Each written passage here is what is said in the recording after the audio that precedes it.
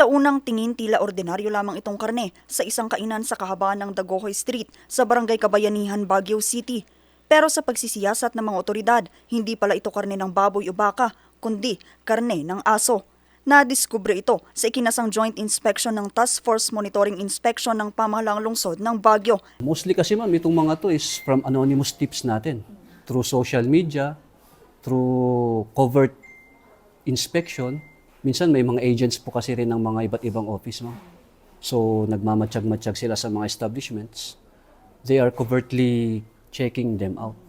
So, pero mostly kasi, kapag ka nag-fall na ng ganito, pag sobra-sobra na po kasi information, mag-a-act na si City dyan, ma'am.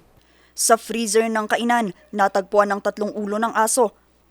Habang sa kusina natagpuan ang tadtad ng karne ng aso at handa ng ihain sa mga customer. Pag open namin ng chiller, nandun siya, frozen. So may mga photo evidences tayo regarding the incident at saka documented lahat. Tinago naman ng staff nila dun sa ilalim ng kanilang kitchen.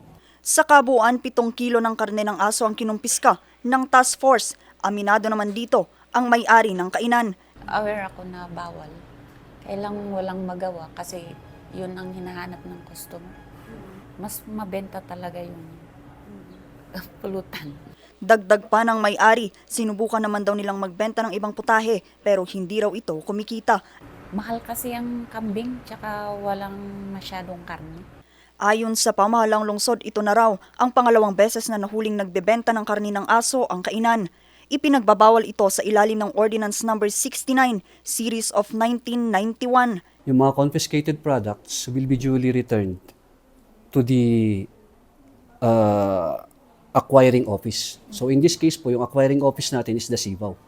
Sila po ang bahala para sa termination o proper disposal of the items. Mag-concentrate na lang sa ibang putahe.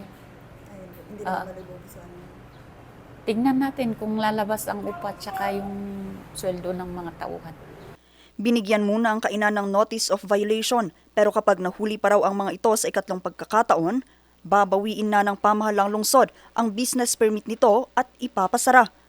Maliban dito, nag-ikot din ang task force sa 8 kainan pa sa lungsod para masigurong walang naghahain ng karne ng aso. Vanessa Bugtong, RNG News.